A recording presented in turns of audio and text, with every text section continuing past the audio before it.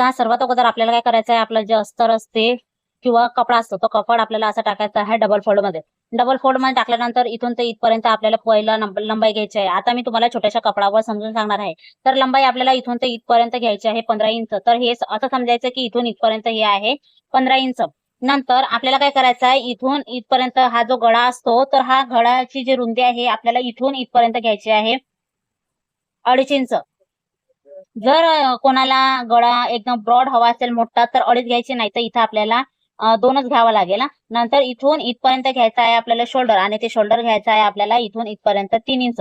नंतर आता आपल्याला इथून खाली यायचं आहे, तर इथून आपल्याला सरळ हे असं माप आपलं इथून इथपर्यंत 5.5 इंच एवढं राहील.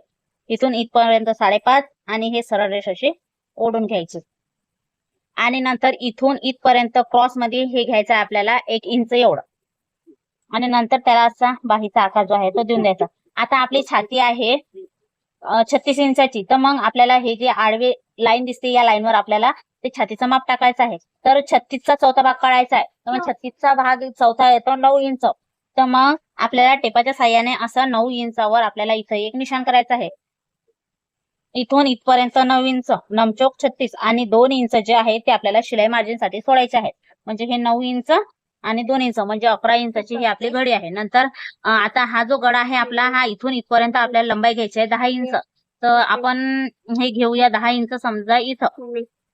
आणि नंतर जर गळा कोणाला ब्रॉड हवा असेल तर खालच्या साईडनं घ्यायचा आहे आपल्याला गळा रुंदी 3 इंच, वरून घेतली आपण 2.5. हे कोणासाठी, ज्यांना खालचा जो डिपनेक आहे तो खूप असा मोठ्या प्रमाणात पाहिजे असेल तर आपल्याला इकडे घ्यायचा आहे 3 इंच, इथं घ्यायचा आहे 2.5 किंवा 2ही घेतलं तरी चालेल. मग हा गळा असा तयार होईल.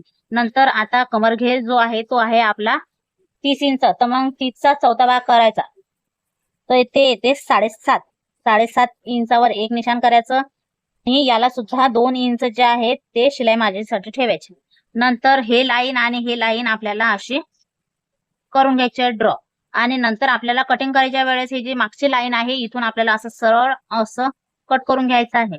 आणि हे असं करून घ्यायचं आहे, म्हणजे हे जे आहे हे आपल्या बॅकनेकची कटिंग होऊन जाईल. तर मग नंतर घ्यायचं आहे आपल्याला ते असं कट करून.